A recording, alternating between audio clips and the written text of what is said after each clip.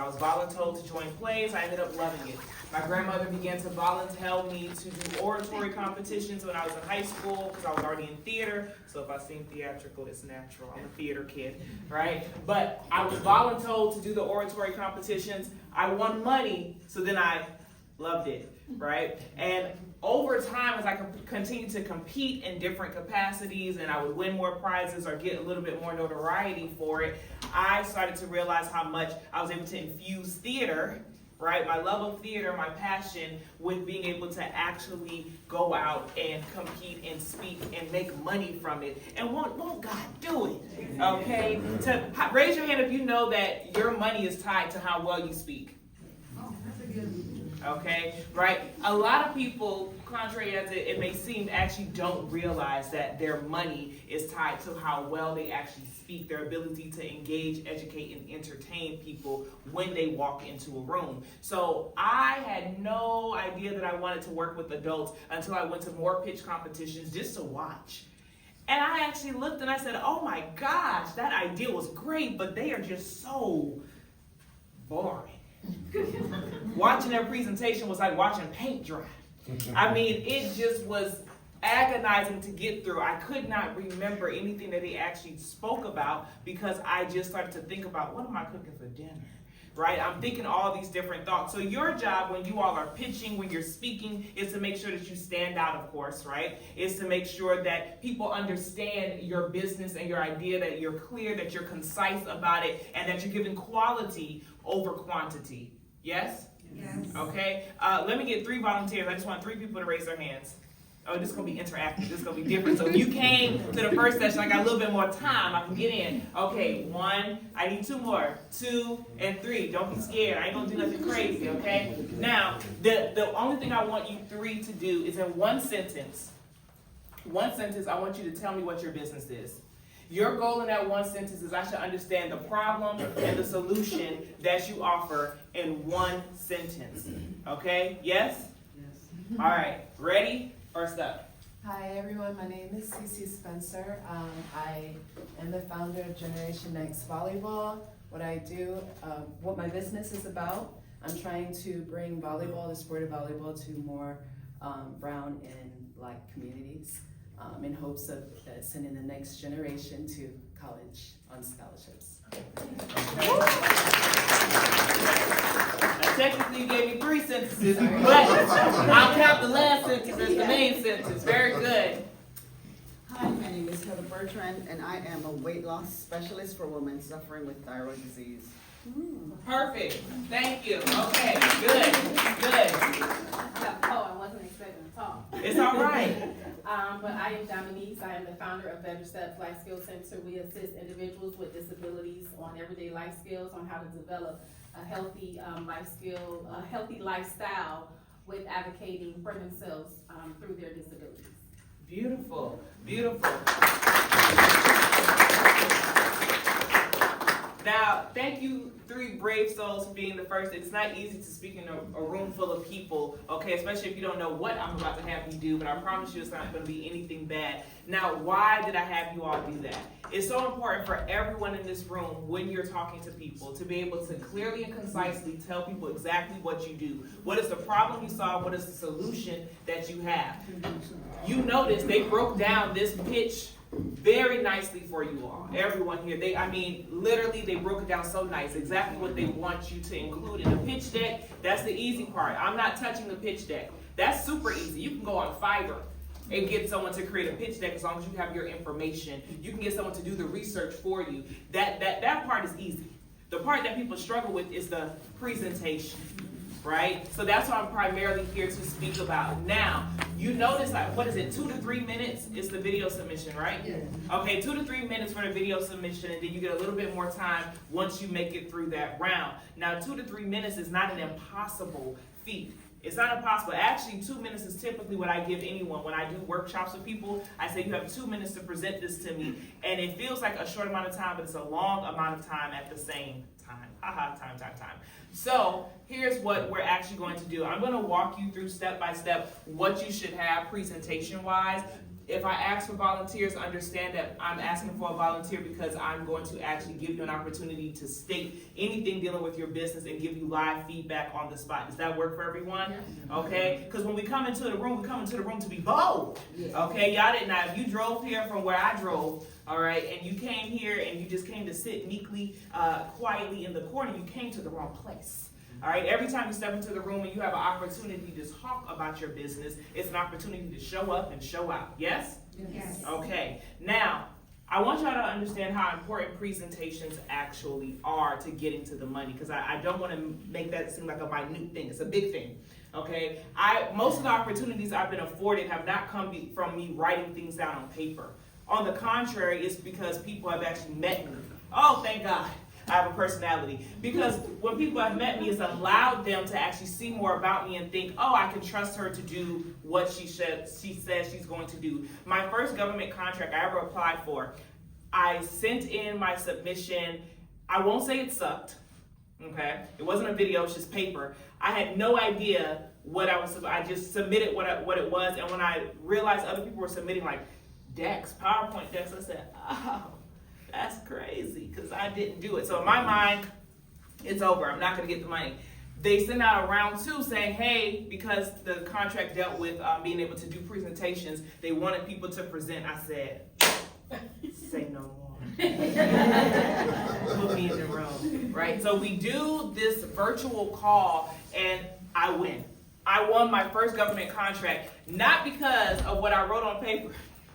Although what I wrote on paper was not bad, it just was probably boring compared to everyone else. But because of how well I presented, they said you were the best presenter. We knew that once we chose you, you would be the best presenter to do X, Y, and Z that we are hiring you to do. That contract was paying me $10,000 per workshop. I was talking for 2 hours. I got paid $10,000 to talk for 2 hours. I said, dear God. Because once you get one thing that pays $10,000, baby, it's hard to go back to anything else. Okay, it's hard to go back to anything else. And that was off of my presentation skills. Even being in this room today, based off of me networking with people, doing Instagram lives, putting my business and brand more out there, saying, oh, I should give her an opportunity to actually come and speak to people. So any opportunity you get, I want you to understand that this pitch competition is bigger than the actual pitch competition. If you're not used to presenting your business, this is actually foundational groundwork for you to move forward and do so many other things. She mentioned podcasting being a part of this. Right? This is networking. You're going to be in partnership with these individuals who are always blasting out other creative things that are going on. This is not a small opportunity. You could lose the pitch competition, but win the war. Does everyone understand that? Just based off of how you show up. Oh, look at that. Get a little amen part. Go ahead, y'all. Okay, so the first thing I want to state once again, and you all take notes because there's no slide deck for this. This is going to let me know if you're really paying attention. I'm going to ask it more than once. All right, your job every single time you present is to engage, educate, and entertain. That is the 3 E's, okay? Once again, it's to do what? Engage, educate, and entertain. All right, so I'm going to break down how you do all 3, and then we're going to go through exactly what you need to have in your presentation. The first thing you always have to think about is, are you engaging the audience? Now, there are several ways to actually engage your audience. Engaging just simply means pulling them in. Are you doing something where you're having them do something back, right? To call and response with them? Are you actually maybe walking around the room? Are you making eye contact with the different individuals, engaging them? Because the same way that you all are watching me, I should be watching you. This lets me know, how am I doing presentation-wise? Do I suck? Because if I suck right now, I need to kind of switch it up. I have to be able to move with my audience on the spot. Now, you all are doing a video recording, so it's going to be a little bit different because you're not actually going to be able to move with your audience on the spot for that first round, but I'm still going to let you know what you need to do in general. Yes? Okay? Yes. The next part is educate. This is the easiest part. You should be informing them of something that can make their lives better, or informing them of the information that they say they need in order to move to the next level with you. That's simple. That's straight to the point. But entertaining, LaShondra, you want me to dance? What do you want me to do? What do you mean entertain? Absolutely not. I want you to make your audience feel something. You control the room and the narrative the moment you walk in there. So when I say entertain, that literally means, how do you want people to feel when they engage with you? If I want you to feel happy, then I need to come off as happy. I'll make a joke. I'll crack a smile. right? Those are the things. I've already chosen the energy I want to put out there. Now, if I want to switch the energy in this room, I could. I could make you feel something very different. How? I switch my tone, my cadence, my movements. All of those things can take you from up here to serious, stern, quiet.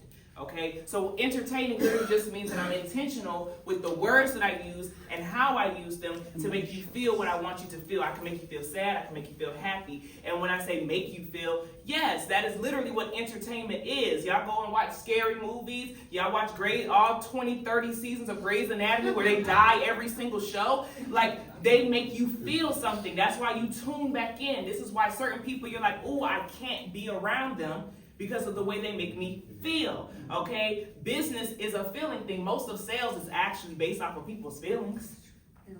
How did you make them feel? Sales is like, you think it's logic? No, people don't really go off of logic like that. I hate to come for all of us as humans, but most of us were doing things off of how we feel that day, in that moment, in that season, how that person interacted with us. You know, you might see my picture and think, ooh, that looked like the girl who cut me off in traffic. I don't like her. Okay, because the reality is, I'm not going to turn this into a full communication workshop. You're competing not just with the other people around you, but you're competing with the person you're talking to and everything that happened before they met you that day in their life, actually. What their morning was like, all of that comes into play. So because you don't understand what that's coming in, you have to make a very intentional effort in how you communicate to make sure it's clear, concise, and that it educates, entertains, and engages the audience. Yes?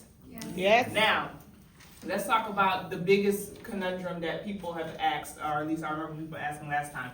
We only get 2 to 3 minutes. What am I supposed to do in 2 to 3 minutes? You focus on quality over quantity, all right? So the first thing you should have is a hook, something that's going to pull people in, all right, in some way, shape, or form. This could be a quote. This could be a statistic. This could be something that's factual. This could actually also be the story of your why.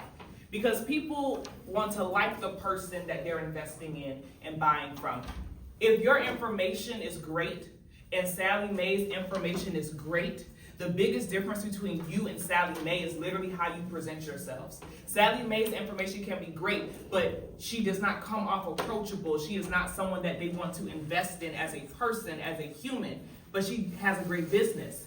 Your information is great, and on top of that, oh my gosh, you're approachable. You seem like a good human. I'm invested in your story. Your job is going to be to have a story and to weave that story around the information that they're asking for.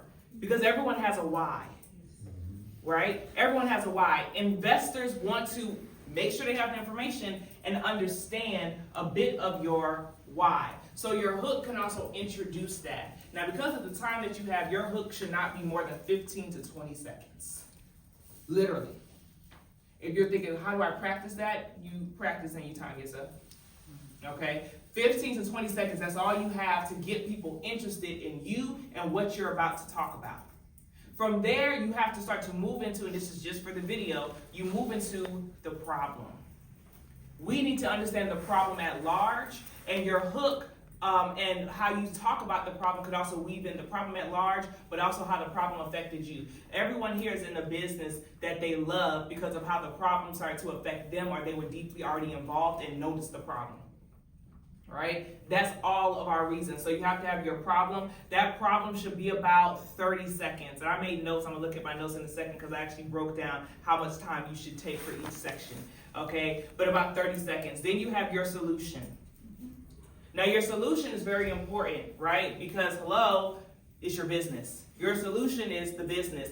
Why should anyone looking at your business, your brand, because this is brand recognition, why should anyone trust that you, out of all the other companies that's handling the same thing, it's a million companies talking about weight loss. It's a million people out here that are talking about communication skills and pitching and public speaking. Why would anyone trust your business, your brand?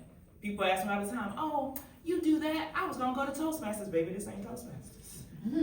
This is a completely different arena than Toastmasters. I can proudly stand on that. You won't get this in Toastmasters. I'm holding your hand, this foot on neck. You saw that foot? Okay, that's how we operate here at PitchIt. We're gonna get you in places to speak. We're gonna get you, it's a completely different arena. So you have to understand your solution, your unique value proposition. Those things are super duper important. Now, people remember how you start and people remember how you finish. Now, I'm gonna actually flush this out a little bit more in a second, but I'm also gonna open it up for questions soon. People remember how you start and how you finish. So just like you have to have a hook to start, I always like to leave people wanting more just a little bit.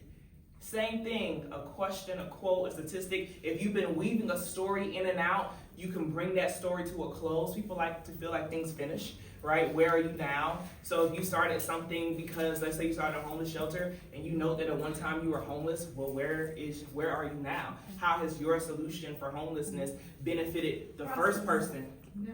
You. Right? Where are you now? Where are the people that you've served? Especially if your solution's been around for a minute, what are those statistics? What is the proof that this actually works?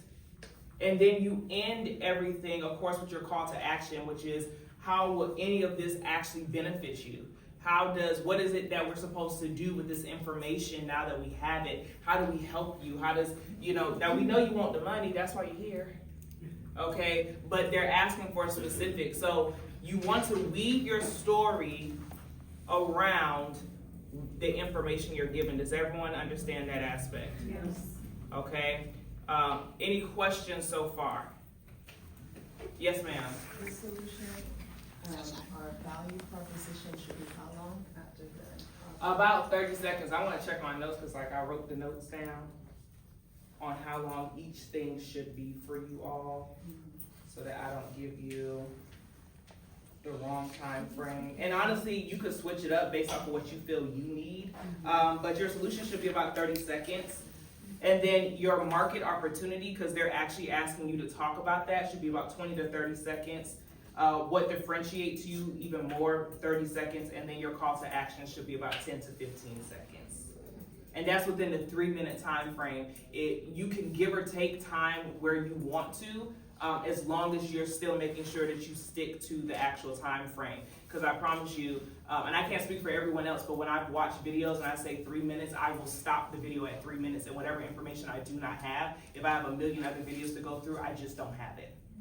So we're focused on quality over quantity. And Jackie and LaToya may be nicer than I, okay, and they may watch the whole thing. If it's 5 minutes, I'm just letting you know that you want to ensure that you don't say, oh man, but the ending, maybe the ending was at 3 minutes, baby. That's the ending, okay? Yes.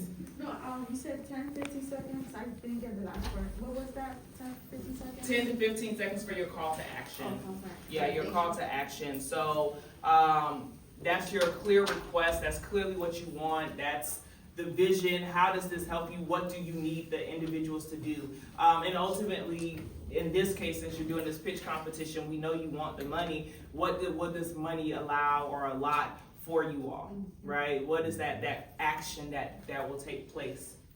Any other questions before we start breaking things down into like some real examples? No? You sure? All right, cool. So let's go back. All right, the 3 E's. I said your job is to do what? What are the 3 E's? Engage, and entertain. Now, video format is different. We know that in person, if you can do this in 3 minutes, y'all, and then you get 5 to 7 minutes, all you're doing is now you're able to add a little bit more quantity to the quality you've already given them. That's the easiest part. However, video can allow you to cheat certain things, right? Because in video, more than likely, you're going to be like from the waist up, if that, because you're going to have the PowerPoint deck or something, so people really can't focus as much on you physically. They're more so focused to your tone, your inflection. Those things are very important. Please don't get up there and say, all right, my name is LaShonda Johnson for PitchIt, and this is my pitch. So the problem is blah, blah, blah, blah. And so my solution is that we will blankety blank blank, and we know this works just because studies show this, and I've helped over 2,000 people so far, and that's bare minimum. Yeah. Okay, look around the room. These are people you network with, but they want the money too. Okay, your job is to stand out. So from the moment your deck even comes up, you want to start with, and I'm going to make things up here. Okay, I want to make sure I say that because I go straight improv theater mode. You might say something to the effect of, in 2014, I lost my home. Not only did I lose my home, but I also lost my family in the process. And would you believe it's all because I didn't know how to speak well? Then I will start to move into over 300 million people every day lose their homes and their families because of their lack and their ability to speak. Why? Because they are not able to communicate effectively with other people, with their loved ones, our family members, and thus this actually turns into insert something else here. But this is where the story turns, because in 2017, I began to construct, notice I'm weaving my story as I'm moving aside. I began to construct my own philosophy on how to stop this epidemic. PitchIt. Where we insert images here. I'm the words. Don't give these people a whole bunch of words. Okay? I'm the words. The PowerPoint is here, but I'm weaving my story to let it help the PowerPoint go. I'm now talking about my solution. Now, then I'll go into, and this is where the team comes in, and this is where your market, your marketability, you talk about your competitors a little bit, and you wrap it up. Does that make sense to everyone? Yes. So even though it's going to be mostly just your head or your chest up, and I even recommend that if you can do it at a standing desk or something, because sometimes when we sit, like we look a little funny, we start to get a little lazy naturally. But that's what you do, not in person, because we're going to speak into existence that, the people in here, there are people in here who are going to make it to that final round. In person, it's a different ball game. You're going to do all of that, and I don't know what the stage is going to look like. I don't know if it's going to be a PowerPoint presentation that's going to be behind you on a big screen. Yes, would they have a clicker? Yep. Okay, so we just learned something. You're going to have a clicker. Now, on stage, you don't have to, because you want people to see the presentation, move around too much, but you can feel free, depending on if it's right behind you, if you can stand to the side, to note it. I might look at my presentation, but I'm not staring at it, reading off of it. I'm still engaging the audience. I'm going to smile sometimes because I want people to laugh. I'm going to take you on a range of emotions, right? Like I might start very serious. And then all of a sudden when the solution comes, life is better now, I'm going to smile and laugh. I'm engaging you with my persona as I move my story around. Okay, if I have the opportunity or I feel like I can move a little bit if the room is large, I'm going to make sure that I'm engaging multiple people. I keep my body language open. My hands are out of my pocket. I'm not fidgeting or dancing or doing any of those weird things. I'm not chewing gum on stage. I'm making sure that I am open to the audience. Does that make sense to everyone? Mm-hmm. So you want to make sure when you're presenting that you keep those type of things in mind to keep it within the time frame, but also to ensure that once again, you come up like a real human with a real solution to a real problem, and that you're just weaving everything through. Any questions? Yes, ma'am. You're going to be one of the judges, right? We haven't had that conversation. I don't know. I don't think I am. So I can't. No, I'm not going to be that. I don't think so. Okay. Any other questions? If I was, I don't know if you want that. I have high expectations. If I just gave a workshop on something and you come up there bored, I'm going to say, I didn't tell you to do that. Don't hurt my feelings that way. Okay? Any other questions, you all? Yes. Yes. In this case, they have to present a 2-minute video. What do you recommend with the stage illuminated, a well-illuminated room? Can you give us some tips? The lighting? About lighting, about scenography, about ideas to develop the video, or just a normal video like a... Oh, so for the video aspect, okay, so I would say clean background, always. You can have AI, if you want to have like your logo or something, I'm probably sure that's fine if that makes you more comfortable, but a clean background. I always recommend that branding is everything. So typically when I go places, because my colors oftentimes deal with pink, and I'm so shocked that I have pink brand colors. I don't know what happened to me as I aged, but I love pink now. So because oftentimes my colors are pink, it'll normally be that I wear pink, like I wore pink last time, or I wear something that I think will look really good next to pink. I'm very always concerned about that. It's rare that you will see me and I don't have my afro out. My afro is now part of my brand. People look for my afro before they look for me. So I would say think about your brand and how you're dressing too and how you want to come off on camera. And then the next thing is to think about word choice. That's so important because that fixes the tone while you're talking and you're speaking. So lighting wise, it depends on where you're filming or shooting. If you feel like your home is not the best place and you want to actually have someone record you with your deck, I pay the money, child. You know, there's money on the line. But a simple ring light can be great with your simple, clean backdrop, and then you're just going through your PowerPoint presentation. And I would also recommend not having the smallest square if you're going to use Zoom or something to present with. I would recommend they do have different angles. You can choose how to make your square a little bit bigger so people can see your face clearly as well. And to practice.